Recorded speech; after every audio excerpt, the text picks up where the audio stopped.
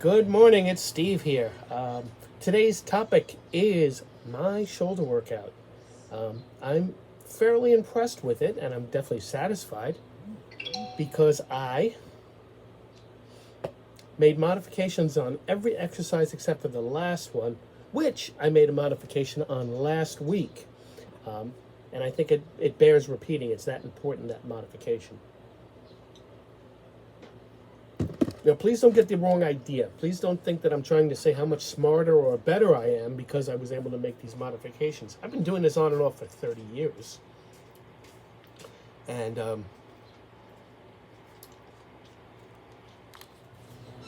okay, so my first exercise was the military press. I made a major change last week where I made two changes, actually. I went from seated to standing, which gave me a little more strength. Also gave me a better range of motion. And I also lowered the bench from the flat position to the decline position, so it would give me more room to get underneath the weight and get it up in the air so I could do the presses. I did it from a seated position, ducking my head underneath so I would have the bar across my back like a squat, and then I would push it to the front and then push it up. But that was a wasted movement that required a lot of strength and wrist injury. So I made some modifications today. The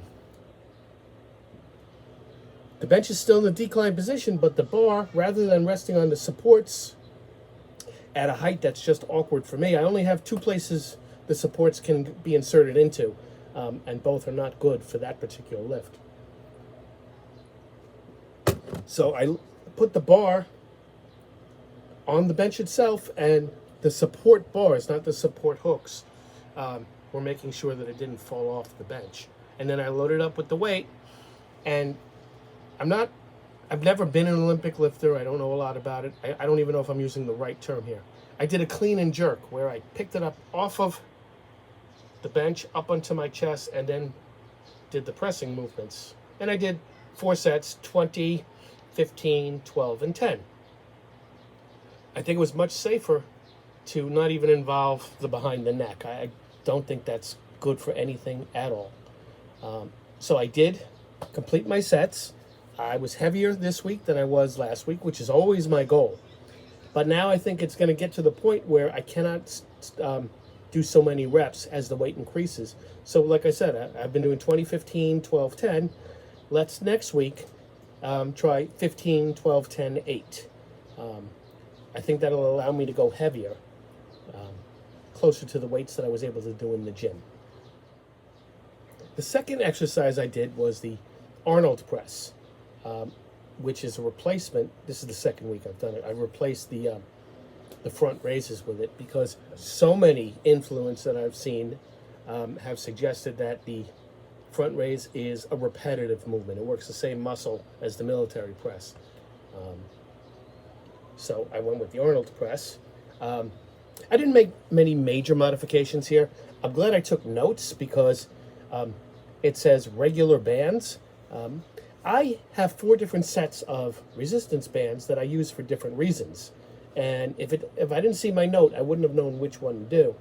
The only modification I made on the movement was where I placed the bottom of the band to provide the resistance. And in this case, I put the bands underneath my thighs towards the top. And that's what gave me the best movement here. The third exercise is lateral raises. Currently one of my favorite exercises. Ironically, I almost forgot to do it. That's why I'm glad I write everything down.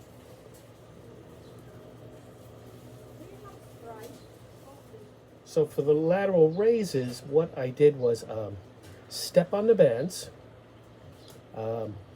but I was sitting on a stool. So the bands were under my feet. I was leaning as close as I could to the edge of the stool because I want to isolate this move. And I want to go out to the sides. I don't want to go out in front of me. I want to go parallel to my hips. So what I needed to do was lean forward as much as I could, and I placed the bands under my feet, like I said, and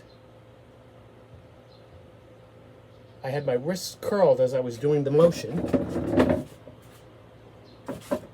gets that far back here. You're just going to have to trust me. My wrists are hooked.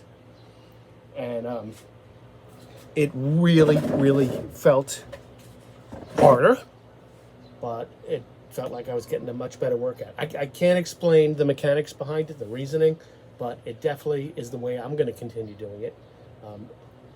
I've seen a few different people recommend it. I tried it. I like it better. It's more of a challenge, and I really want to work on my shoulder width, so that's going to help.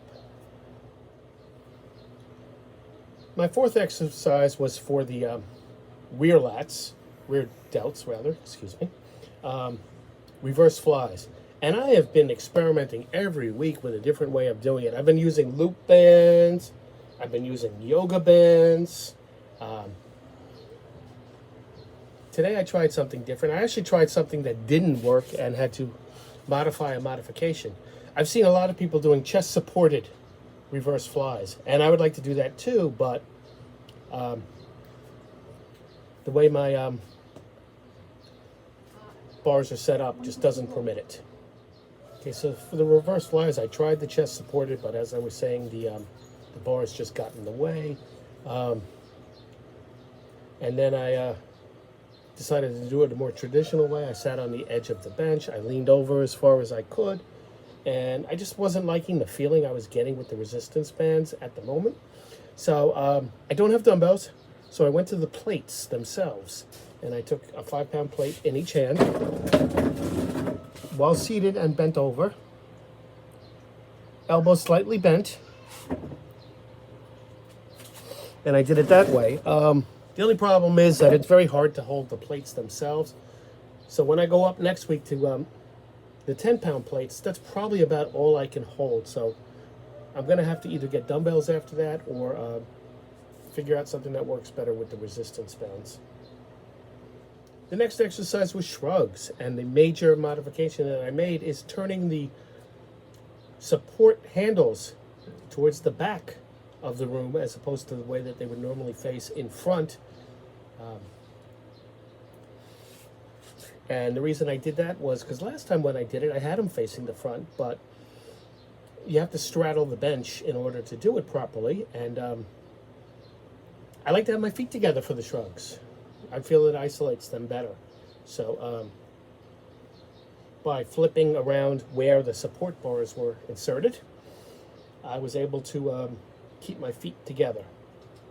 Also, I used straps because I haven't used them in a while, but because I felt like my grip was giving out long before my straps were giving out, and I was right. As good as that worked, I have a note to myself that I am going to try with the claw grip next time. It goes around your wrist, you wrap it around your wrist, and it's got these metal hooks that you can grip the bar with. So I will give that a shot next time. I'll let you know how that goes. The final exercise was upright rows, which I said I didn't make any modifications on today, but I did last week. And that was no more close grip like this. It can definitely hurt a shoulder. So I've separated it to shoulder width. Also, I'm not going up to my chin like I used to do. I'm going up to my lower pec. So I am trying to avoid shoulder impingement here. I've had a history of shoulder problems in the past. It's been very many years, but I still feel it, believe it or not. So, and I don't want to re-injure it or give myself an excuse. For years, I have been using the excuse of my shoulder injury to explain why I wasn't getting a good enough range of motion on my bench press. And I realized I'm just lying to myself. I lacked the fundamentals. I was going too heavy. And now that I've fixed it, even on my heaviest set, I can touch my chest with it.